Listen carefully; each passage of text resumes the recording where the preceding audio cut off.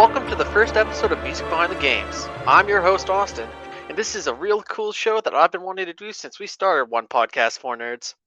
On this show, me and another host Tonight, it's yours truly, it's Nolan.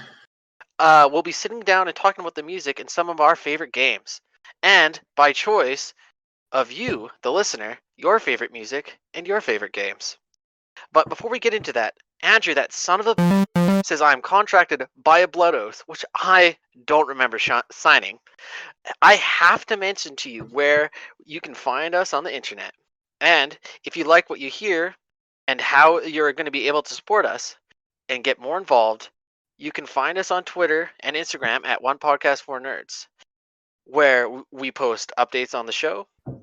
You can support us on Acast by clicking the link below in the description, or by supporting us on Patreon, where you'll find all of this show and others we are producing. Now that my blood oath has been fulfilled for this episode, which I don't remember signing again, Nolan, why do you want to be here to talk about Castlevania Symphony of the Night? I really love the music of this game. When I played games, when this came out, I was always playing my own music in the background. And this was one of the few games where I really enjoyed listening to the music of the game. That's why I'm excited about this one. It's also one of my favorite games for the PS1.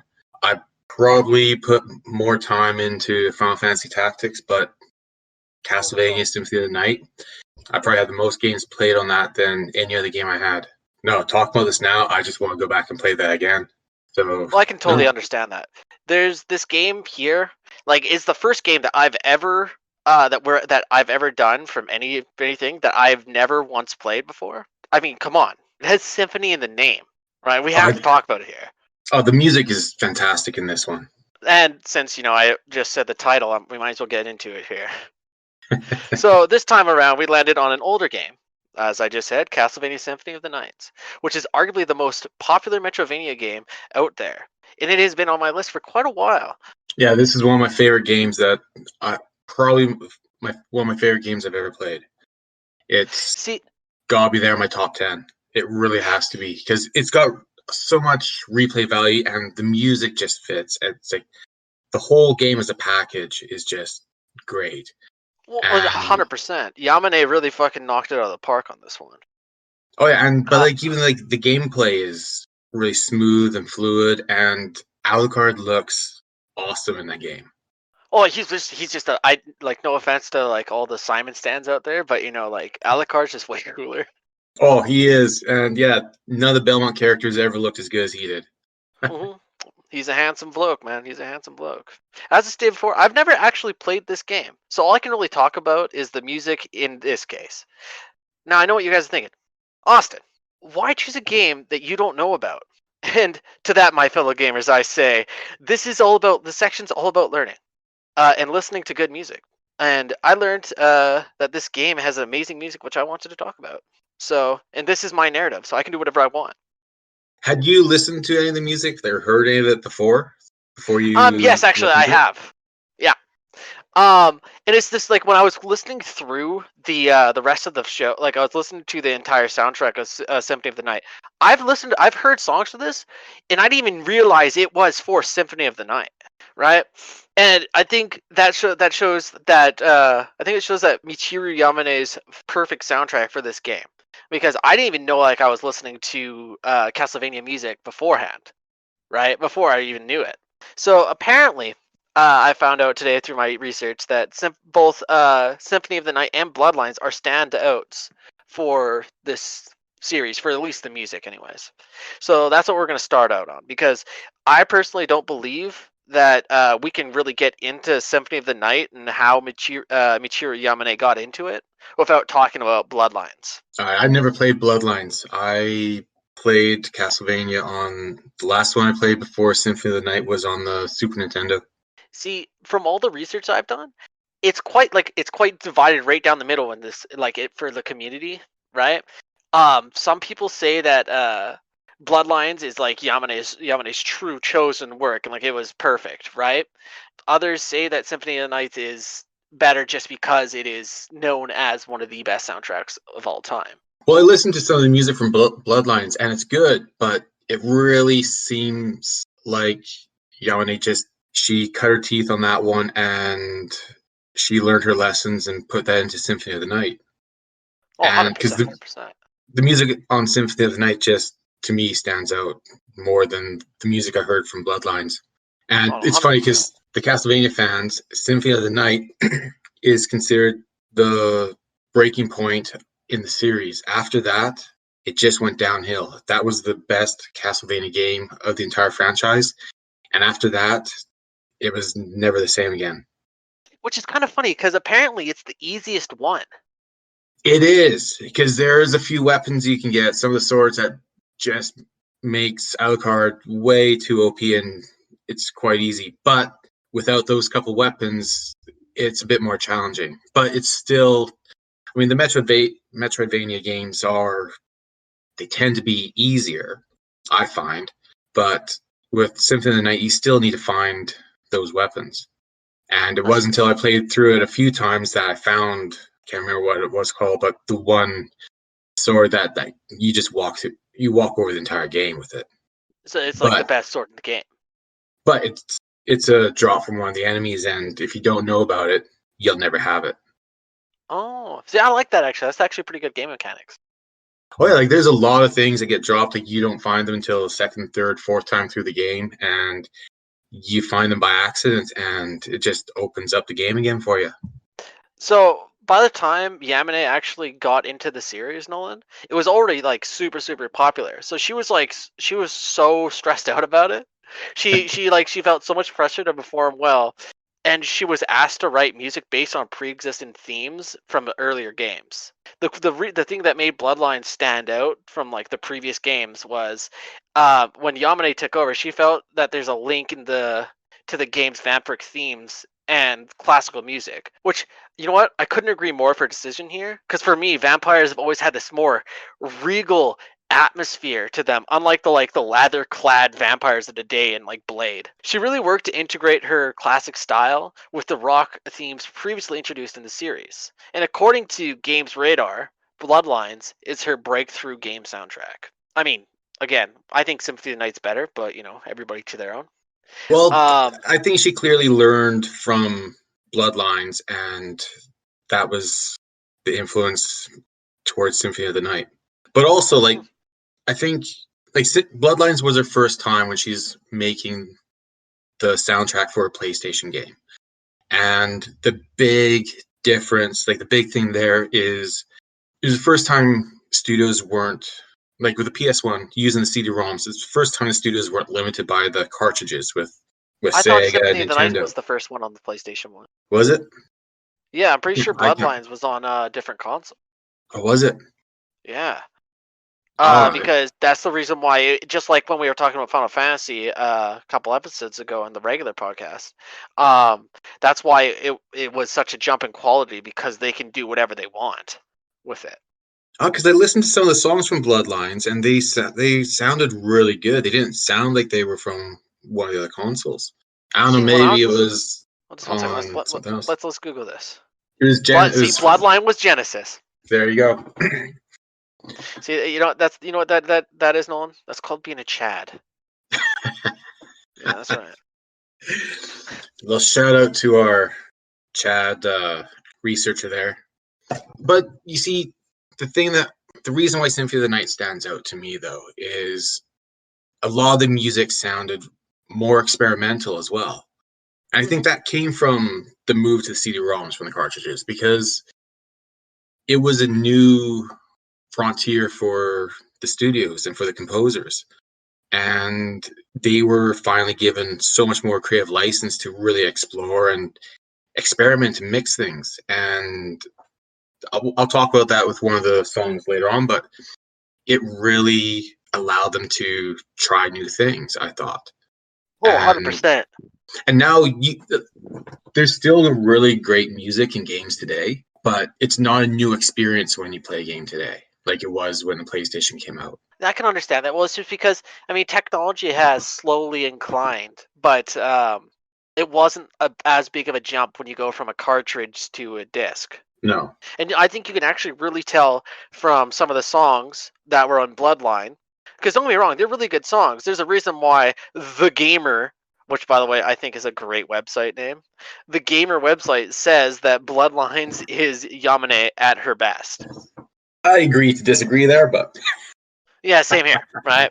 But so just for some of the listeners out there, if you haven't listened to any of these songs, some of the standout songs that I listened to from Bloodlines was "Reincarnated Soul," "Iron Blue Intention," and "Requiem of the Nameless Victims." Out of those three, I personally prefer "Requiem of the Nameless Victims." no, those are good songs. I listened to all those. But now, Nolan, the thing we all came here for, Symphony of the Night, held by many of us as one of the best soundtracks of all time, and a game that changed everything for the series it started in, from building on from everything from level design. Dude, the fucking castle flips, and you have to run through the castle again, upside down. Yeah, and there's new music for that, which was so cool. Oh, 100%. And we'll get into that one too, because that's one of the songs I selected. The action. Sorry, Simon, but Alucard's sword is way cooler than your whip. Yeah, and in the other games, like Simon just upgrades his whip a few times. Alucard in this, like he gets so many different swords. They have different qualities or give him different abilities, and there's different ways that they work in the game. And it just different swords just added different elements of gameplay that you don't get from a whip. Well, that's true. I mean, there's only it's cool, like the Morning Star upgrade when you finally get it for Simon. When you whip something, they explode. But other than Yeah, that, like the sword is such a more versatile weapon, in my opinion. absolutely. And the presentation, the visuals have this beauty of this 16-bit pixel art, and with a level of depth and complexity in the backgrounds that could have never been done on any of the other consoles other than the PlayStation 1. No, you're right, because like it did give it the feel of the old Castlevania games from like the Nintendo and Super Nintendo, but it was just a much better level of art. And just the way Alucard moved it was beautiful. When Oh man, he that opening scene. oh yeah, and like just like the way he's got that kind of blurred shadow when he's moving, when he's jumping and doing all kinds of stuff, like that's just a whole new element to the game. Oh, 100%. And like when I was going through listening to the music on YouTube, because yes, I use YouTube to listen to the music for the show. The art, man, for this game, fucking Ayame Kojima. Have you seen some of these artwork, guys? It's fucking unbelievable. Well, it's funny because like you read some of the comments and some of the articles that I've read for this, and there's a number of people who in a store they just bought it secondhand because they thought, this looks pretty cool with the artwork on the CD cover, Oh and man, then they're blown away by the quality of the game. yeah. And as we said before, SOTN was developed by Capcom for the PlayStation.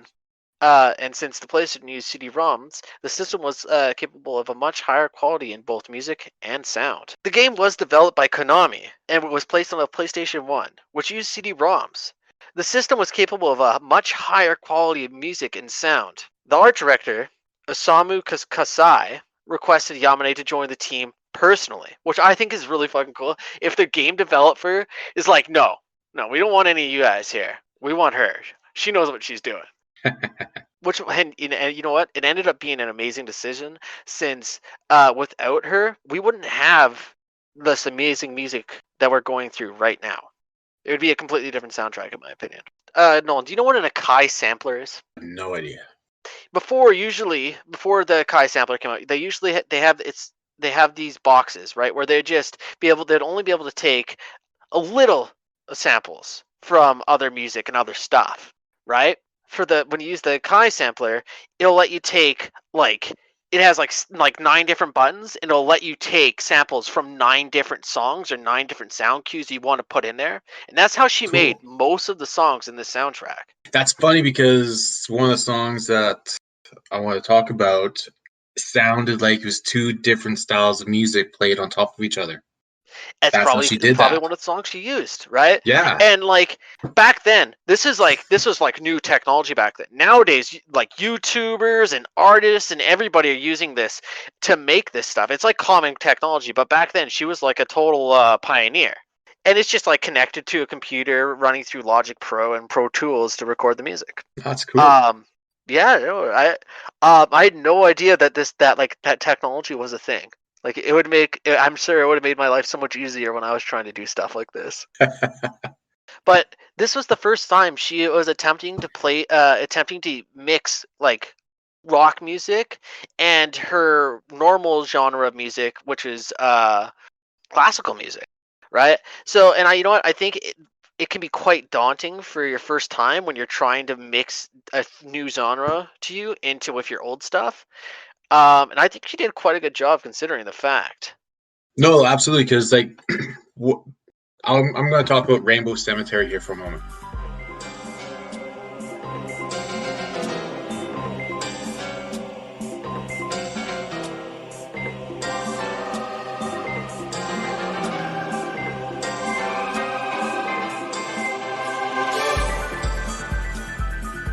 This was a song that I really enjoyed, and it's not one that you were going to bring up, but this is a song that's played when you're underground underneath the castle and the caverns and catacombs and stuff. And this is the one where it feels, or it sounds like it's a classical track with like an electric rock track on top. So Yeah, you have like the haunting gothic feel from the classical music, but then you've also got the electric rock music on top of it, which gives this sense of urgency, and like makes it sound like there's more action, and it just fits as you're just plowing through the enemies in there. And it's funny you mentioned that, Kai, sound, because this is what I noticed when I was listening to this. It sounds like two tracks of music played on top of each other that really worked and really complemented. And again, this is what I was talking about. Like, this is the one that made me feel like you don't really hear that kind of experimental music in games anymore. I mean, music is great in games, but it just doesn't feel I as experimental as it used to be. And Rainbow Cemetery was the one that made me think of that. I find music for nowadays, right? Don't get me wrong, you're right. There's a lot of really good music out there, but I find music nowadays, especially when it comes to video games, everything's so like meticulously planned out. Like in The Last of Us 2, right? It's so Yeah, planned out. It's most of it is just like acoustic guitar plucking. And since Ellie plays the guitar, I feel they knew that was going to be the soundtrack from before they even started it. With this one, she kind of had to just experiment and go along with it, and I think that really shows to the quality that we're listening to. absolutely. And like it reminds me of like the movie composers, like when like I've watched so much stuff about Star Wars, like how they composed the music and did that. Like that's how that's what this soundtrack felt like to me. Yeah, yeah. But you want to know another really cool fact that I found out about the soundtrack? And I found something that apparently, since they were so understaffed for this game, right? She also had to make all the other sound effects in the game.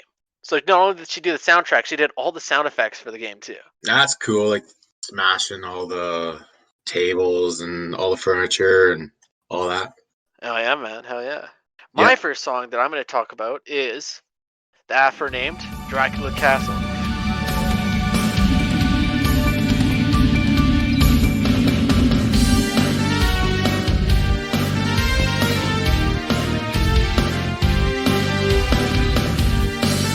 Um, there's such an iconic scene when Alucard's using his super speed and he's running up to the castle and he just makes it in there before the gate closes. You know, the music that's playing in that background. Oh yeah. Yeah, it's ambient, atmospheric, and energetic. The soundtrack, it almost kind of molds the world to what we will experience. You can like it starts off with like this wind and like everything like that in the background, and you just see like Dracula's castle in the background. You're like, oh shit, I'm going in there, right?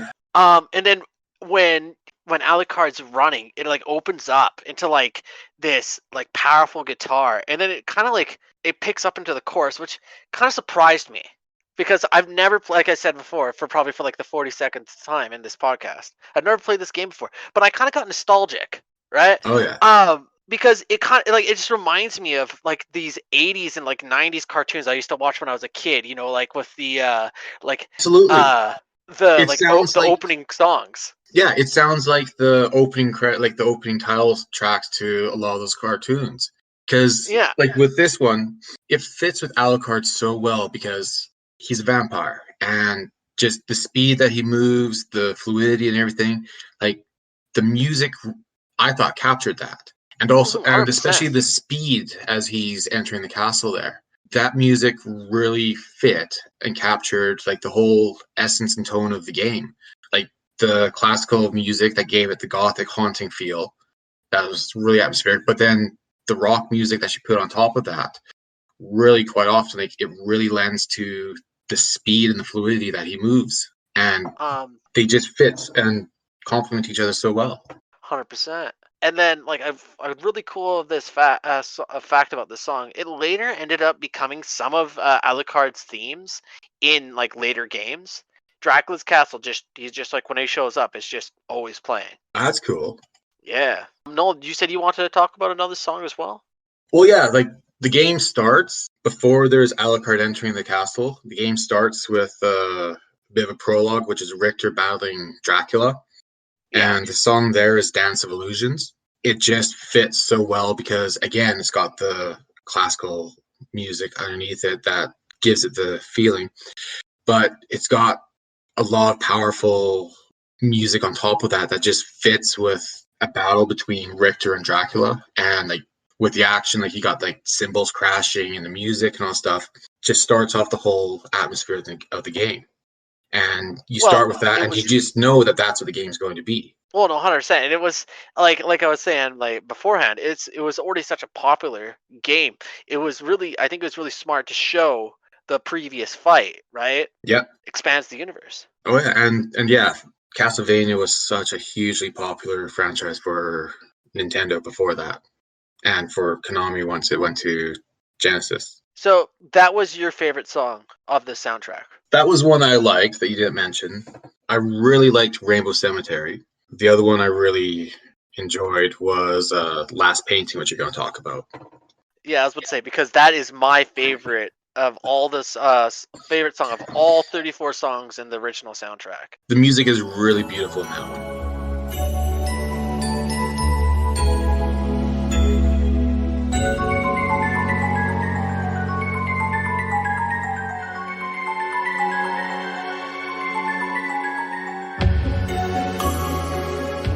Oh, because it has this almost ambient sound of curiosity. And if I know like I know people are gonna be like, what, like really? Right? But like it's got this like if curiosity had a sound, I think it would be Lost Painting. Because Oh, it absolutely. like it first plays like when like the castle like inverts, it switches upside down, right? And it starts out with the hardest part of the game. Oh man, like if you go in the wrong direction, you get slaughtered. Once the Well, castle inverts, like there's some powerful enemies if you go the wrong direction. well, But the thing about this is like the first time you play through the game, you don't know there's going to be an inverted castle. You don't expect that. Then it happens, and then you have this music start. It's really beautiful. It's kind of soothing, but you mhm. feel like it lends to the idea that there's something epic starting now.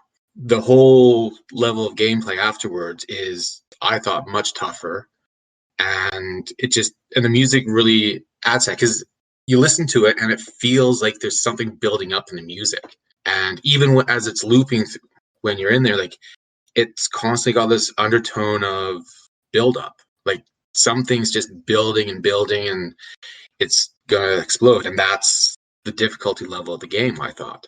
No, 100%. But I don't even think I can even add to that. I think you just like nailed it right on the head on that one. To go back into like curiosity factor, as a gamer myself who tries to find every aspect of the game he plays, this song holds more meaning to me because it portrays the mystery ahead. You know? Yep. There is the constant feeling of like something building underneath when you hear that music. 100%. I don't know. This is just me as a music fan in general, right? This song alone from this game has probably jumped up to my top 10 of my favorite music, right, from video games, right? And if I had to place a reason why, I don't know. I just think I really like that chiming sound it has. And it was amazing, and this song was a total delight to listen to. Well, it's got a soothing quality to it while it's still building. So it's soothing, but it builds tension at the same time, which sounds like such a contradiction, but that's what the music does. Hmm. And that's what makes a great track powerful. And that's what makes it fit. It plays when the castle inverts. And it also plays in a couple other parts of the inverted castle that, again, are Like the really Lost difficult. Library. Yeah, and those are some of the most difficult and challenging areas. Yeah. And so like it really fits with the gameplay there. Like it's a Um, brilliant, and the great thing is you don't hear it until you're halfway through the game.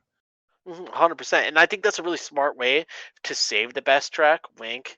If you, by the way, listeners, if you like have a different opinion than ours, why don't you let us know? I'm actually legitimately interested in hearing why you think your song's better than my songs. Oh, absolutely. And I know, like, I'd love some feedback for the next song you're going to talk about because I know that's quite divisive. Oh my god, I just never heard it. So But yeah, remember, email one podcast for nerds at gmail.com. Nolan, like last podcast, you weren't in the last podcast. The last podcast, Andrew was trying to convince me to stream for this, right? And if I ever did, I think I'd actually want to try this game. I think just doing this research here made me actually want to try Metroidvania games again because it's just like I said, it was never my cup of tea. no, but every once in a while, like you want to play a game that does have that kind of linearity of having a 2D like this style. So you, the listeners, you can look forward to that. Because I believe this is available on PS4 and 5 now. Oh, really? Okay, well, I'm going to go look at that. I'm going to see if I can buy it tonight. Here's a cool interview I stumbled upon. The director of Symphony of the Night, Koji Igarashi, had something to say about Yamane's score.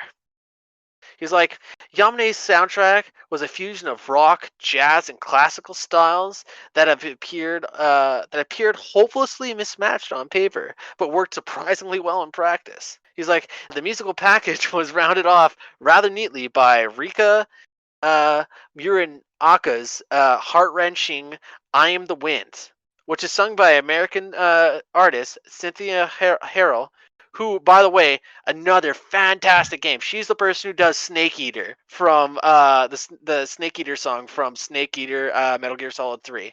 That's a great game. Oh, so good. So I'm the Wind plays over the credits, for those who don't know. It will be the final song you hear in the game, and it'll be the final song that you hear from us today. I always win, 'cause I will fight both the life and death to save a friend.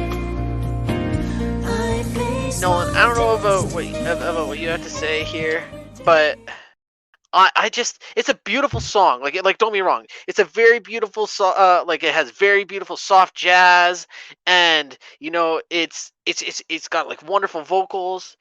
I It just feel like it's a little out of place. it does and it doesn't, and this is what makes it such a divisive song. Because like it's not like any other songs in the game. But the song, if you take it on its own, take it out of the game and just listen to it on its own, it fits so well with Alucard and his whole backstory and his journey from like the death of his mother to him finding peace at the end of the game. And the And death of his father. and yeah, and when you listen to the lyrics, like, and the song was written about him, so that all makes sense. When you put it back into the game and with like all the tracks in the game, as a whole doesn't fit. It fits on its own as Hmm. a song about Alucard, but to me, it just doesn't fit with the tone and atmosphere of the rest of the game. And Oh, 100%. I 100% agree. I understand why they put it in there. It just doesn't feel right. The thing I think about the song is this is the song that's playing over the final credits. This is the song that you hear while you're supposed to be reflecting on your entire journey through the game. And it shouldn't be confusing or out of place. It should be a song that envelops the entire like feeling that you get, you know? Yeah. So when this song came out, it was I don't know, man, it just feels off. No, it does. Like again, it's like you're listening to a rock concert, and then instead of an encore, you get Kenny G. That's what it's like. That's a really for good me, that's a really good analogy. that's the only way I could describe it. It just doesn't fit with the rest of the soundtrack of the game. It's like I'm listening to Metallica, and then at the end, like I I'm expecting something like Unforgiven, and instead it's Kenny G and sax. Fucking crazy. I just Kenny G, man. You know what? That like fits way better than the analogy I was gonna bring up because it like for me it just sounds like this weird romance song of like from like the like late '80s, early '90s, right? And it's about the game's about you going in there to kill your evil father. But Kenny G fits so much better. Man, once they thought that up, I couldn't wait to throw that in there.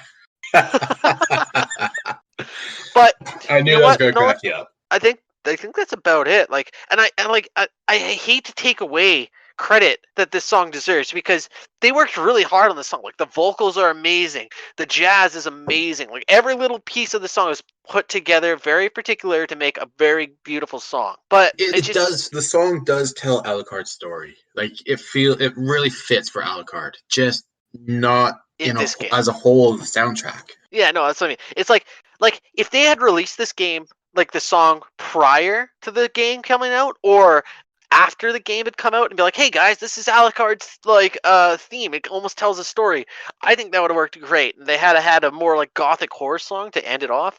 I personally think that'd be amazing. The main thing I wanted to say about Symphony of the Night was it does have an amazing soundtrack. Oh, And 100%. it, like I said at the beginning, it's one of the few games that I would play and not have my own music in the background. I remember that I was always listening to whatever my taste was at the time whenever I was gaming. I rarely ever listened to the music in a game. But Symphony of the Night, like everything just fit throughout all the parts of the game, and I enjoyed the music. It was one of the very few games that I played with the music on. Oh, no, 100%. Like for me now, whenever I'm just grinding in Destiny or something like that, I think I'll just play Lost Painting on repeat because I actually have it on my personal soundtrack now for when I'm heading to work. But yeah, no. So for me, Lost Painting. For you, Lost Painting. Viewers, let us know. I'll Yeah. let you know again. One podcast for nerds. Let us know how you feel about I Am the Wind. Right? If you think we're right because we are, right? Or you're gonna show us what's really up. All right.